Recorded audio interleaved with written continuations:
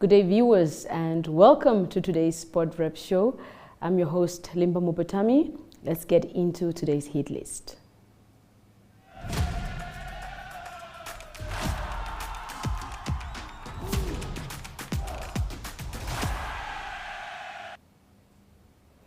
Namibian boxers at the ongoing Birmingham Commonwealth Games, Jonas, Junias and Tryagain Ndevelo will tomorrow again be in action as they continue their individual quest for silverware.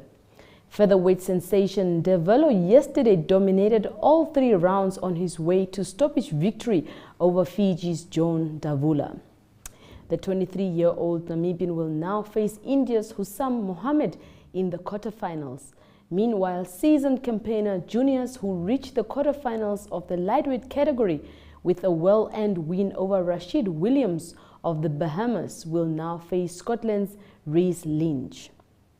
Following a 2-year hiatus, Dipmarine Namibia, in partnership with the School Sports Union, relaunched the Bridging the Gap initiative. The school sports program will this year cater for 14 schools from across the country that will compete in the under-15 and under-17 netball, football and athletics disciplines. Cricket Namibia announced the re-election of its current board members for another 2-year term following an elective annual general meeting held on Saturday in Windhoek. In a media statement posted on their website, the Cricket Namibia said that the current board members and patron have been re-elected to continue serving as board of directors for another 2 years. The re-elected committee members of the board are Rudy van Vuuren, the president, Polly Nekongo, the vice president, Daniel van der Walt, Henno Prinsloo, Helga von Schalk, Trevor Britton, and C.N. Patron, as well as Francois Erasmus. It said the current board was first elected in July 2020 and their new term begins in August 2022 and will last until the end of July 2024. On continuing, an administrative blunder has led to Namibian swimmer Xander Skinner sadly missing out on 3 events at the Commonwealth Games. Skinner qualified for the 50 meters, the 100 meters and 200 meters freestyle events, as well as the 50 meters butterfly. But shortly before the start of the games, he was informed that he was only entered for the 100 meters freestyle. According to Skinner, the Namibia Swimming Federation is responsible for the entries, who then send it through to the Namibian National Olympic Committee, which in turn sends it through to the Commonwealth Games. Well, very sad situation there. With that, let's go for a break. Once we return, we head over to the Golden Oldies segment of the show. Please stay tuned. The Ongwediva Annual Trade Fair Focus will be published on Tuesday, 23rd August 2022, with the focus on the Ongwediva Annual Trade Fair, which will be taking place from the 26th August to the 1st of September 2022.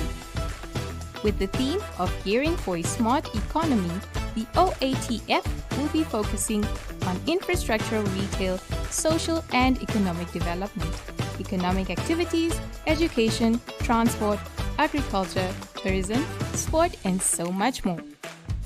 30,000 tabloid copies will be printed and distributed by our dailies countrywide, and 1,000 gloss magazines will be printed and distributed to selected retail outlets, subscribers and advertising partners. Please contact Focus Editions at synergy.com.na.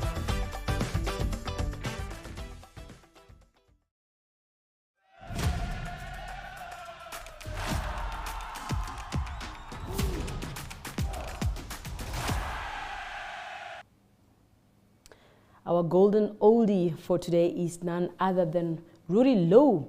He's a former midfielder who played for Black African Stars, as well as the Namibia national football team.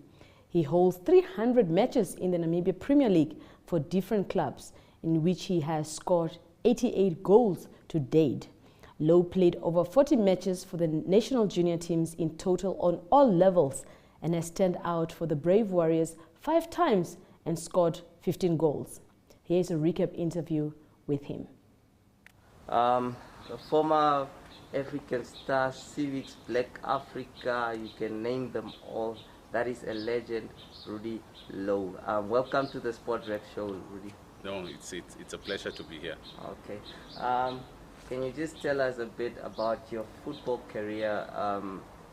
What are some of the best moments you had in your football career? It was. I need to say it. It was awesome.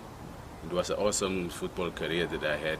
I played for several teams like African Stars, Black Africa, Cervix, Blue Waters, and I cannot really say what was the best moment that I had or experience that I had.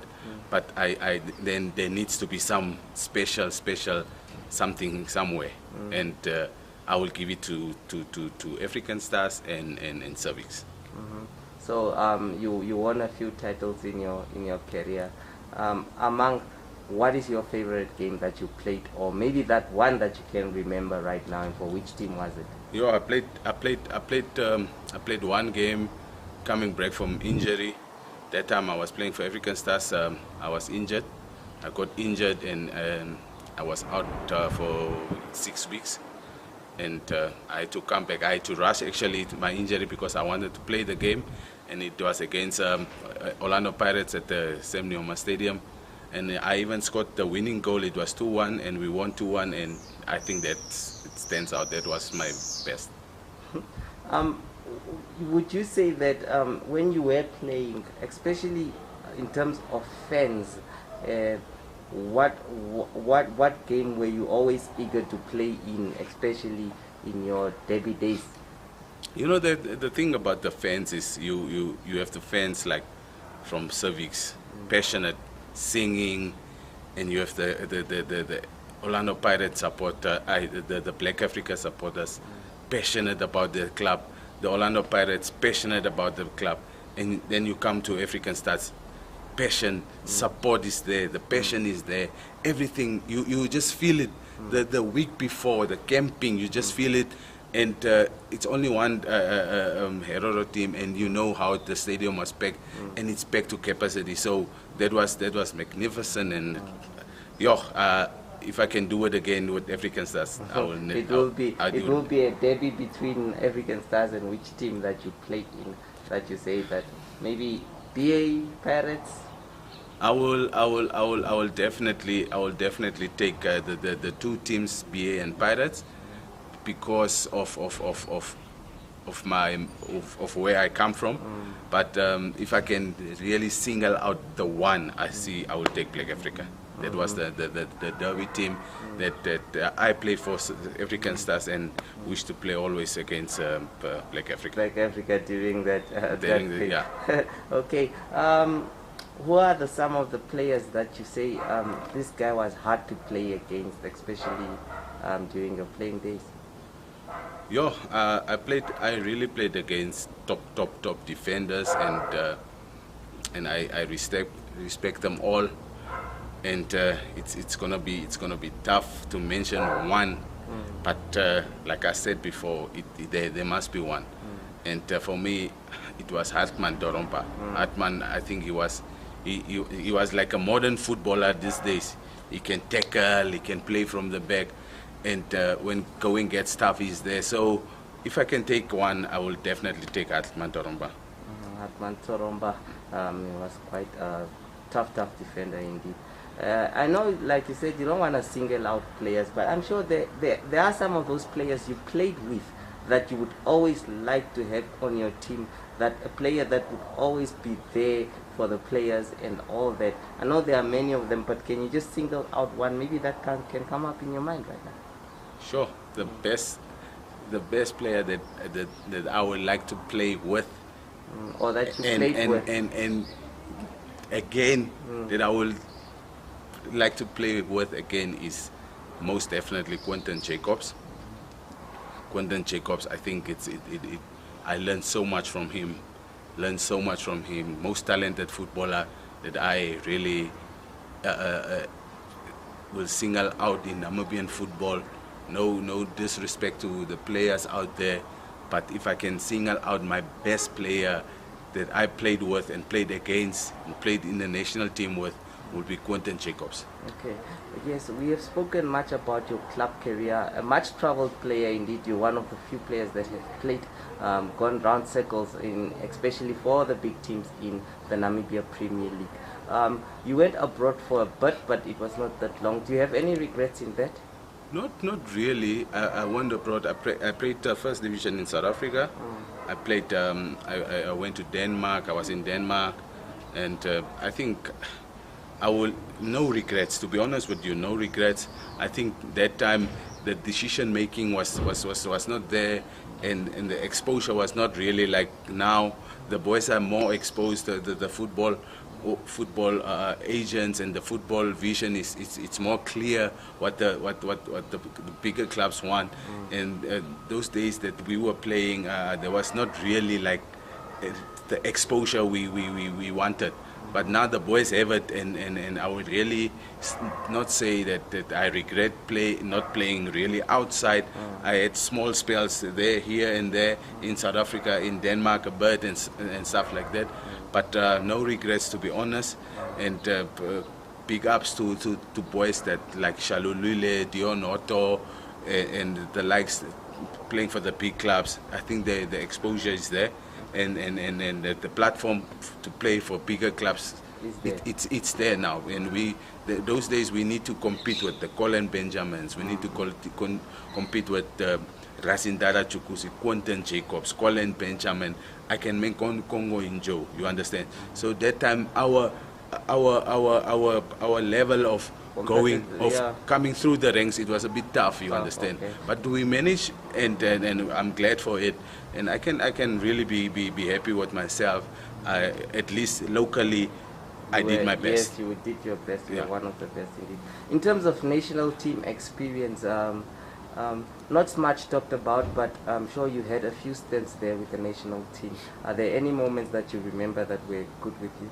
No, I played for the national team. I have quite a few caps for the senior team. But the most important thing, if you know football now, I'm one of those players who broke through all the ranks. I played the under 17, I played the under 20, under 21, under 23, and the senior team. So I did it. You understand? Yes. If you can see it from that perspective, I played for I came through the ranks. They say, I came through the ranks. I played all the age groups, all the age groups as from under 17, and if I come back to the senior team, I played. I was in the national team. The first AFCON we qualified in Ghana. I was there. I didn't make the team because I got injured, and I had to come back. Ben Bamfuchile was the coach that time, and Tom Shanfield came in, and I was part of his team. That we did really good, and then it was also time that we need to chop and change with the new boys coming through and stuff like that. So. Okay. Well, that's it with the football career. Now you are there. Still, what are you doing currently, Rudy? Currently, I'm a sports guy. I like to be involved, and I have my own fitness club, the Rudy Low Boot Camp, Rudy Low Fitness Club, and I'm doing fitness. I'm helping people out there to lose weight, to get fit. Not just to get fit, also to have a healthy lifestyle through my fitness program that I'm running, and that's me. You understand? I was playing football. I'm a footballer. I love fitness. I love to be in shape, and that's what I'm doing currently. Okay, where do the people train, and what's required there? I'm training in Academia High School. My facility, I'm using that facility there, and the requirements, it's a monthly basis, 3 months, 1 month, 3 months, and 6 months monthly basis that I'm training the people. So if you're interested, you can contact me. I can leave my details. You contact me, And if you want to join my fitness group, you're more than welcome to do so, and that's it. Thank you so much for coming through. Sure. Thank you. That was Rudy Lowe, a former footballer. Now we cross over to the Spotlight segment of the show, but quickly, just a short break.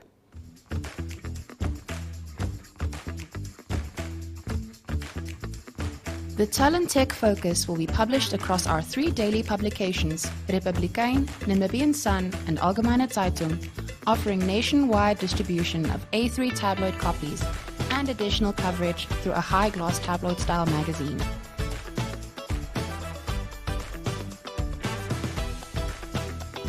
The Talent Tech Focus will showcase the front-runners in the telecommunication and technology fields, offering innovation to the local market and aiming to showcase both established and emerging players in the areas of tech, software, and digital product and service provision.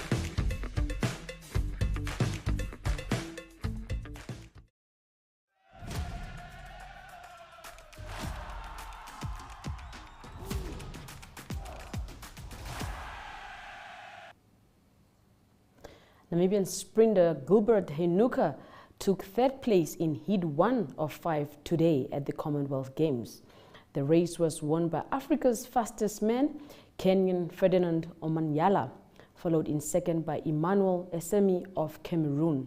Here is a short interview with Gilbert Hainuca, who has now also qualified for the semi-finals.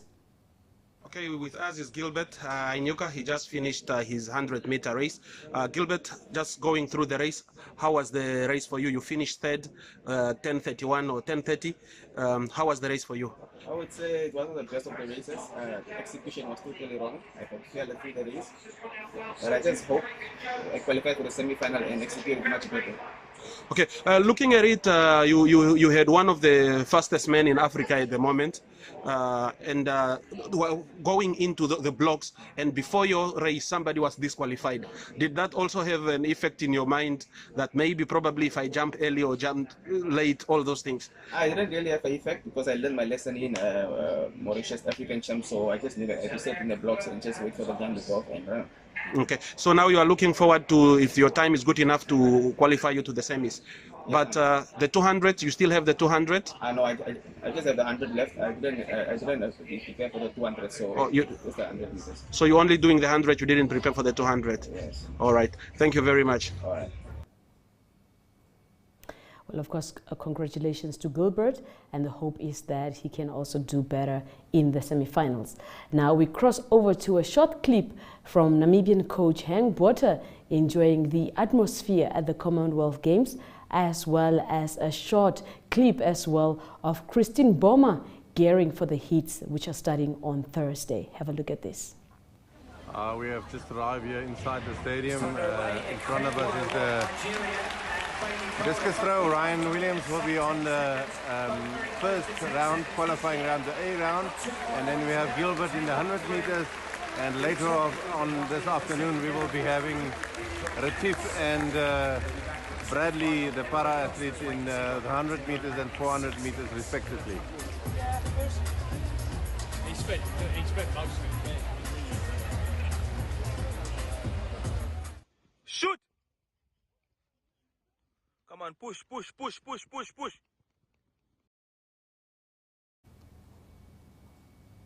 Now that, of course, is Christine Boma just gearing for the heats that are starting on Thursday. Now quickly, once again, we go for a short break and then we head over to the international segment, and that, of course, is Globetrotting with none other than Ari Hougat. So please stay tuned for international sports news.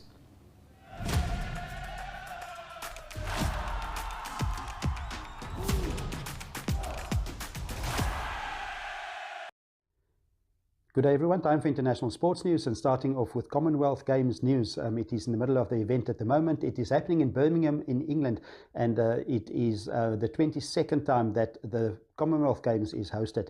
And at the moment, it is Australia that's doing really well, and the medals table, they're leading with 71 medals and 31 gold.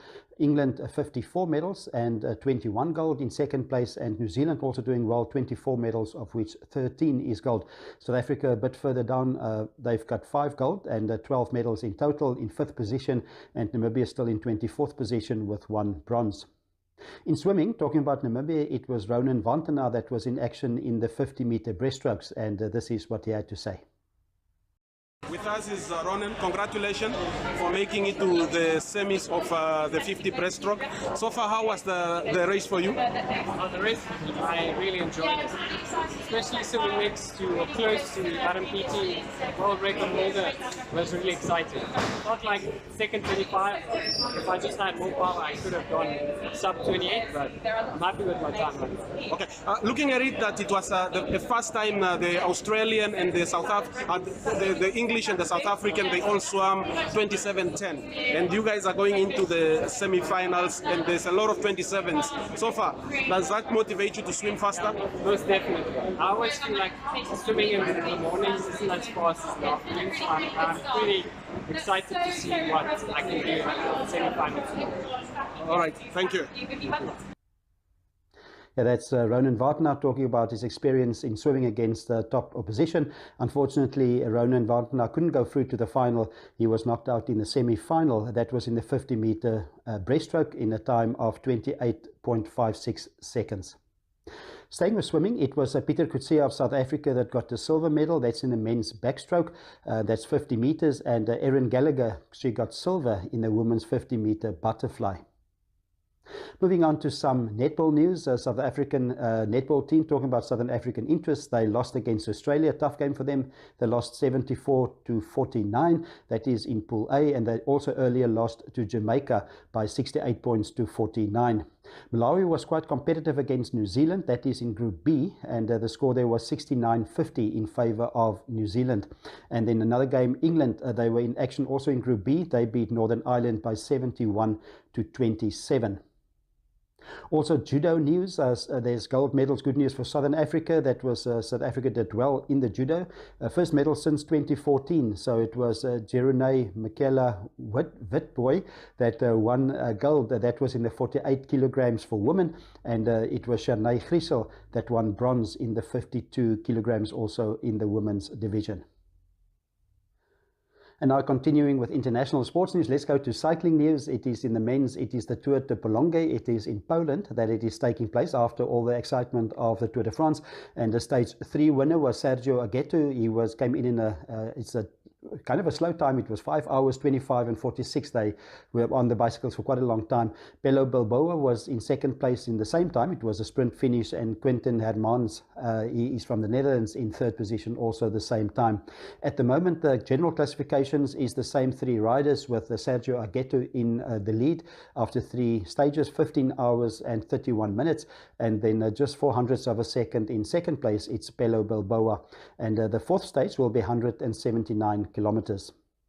On to some golf news quickly, and it is Luke Donald that's been announced as the new captain of the European Ryder Cup team. He's replacing Henrik Stenson, that was relieved from his responsibilities because he joined the Live Invitational Tour. The Ryder Cup will be in Spain next year. That will be from 29th of September till the 1st of October in Rome. Closing off with tennis news, it is the City Open in Washington leading up to the US Open. In the men's division is Andy Murray that is out. He was knocked out by Michael Amer by 7-6, 4-6 and 6-1. And the top seeds in this tournament in the men's draw is Andrei Rublev of Russia. Nick Kyrgios that played in the final of Wimbledon is also in the draw. In the women's division, it is Jessica Pegula that's the first seed. She came through against Hailey Baptista. She is also from the USA.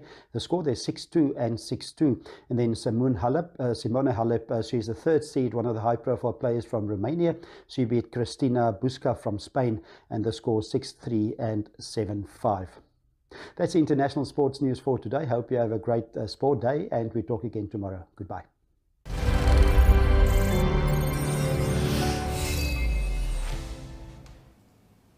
Thank you so much, Ari. Now that brings us to the end of today's show. We'll be back again tomorrow, so please do catch us again tomorrow, same place, same time.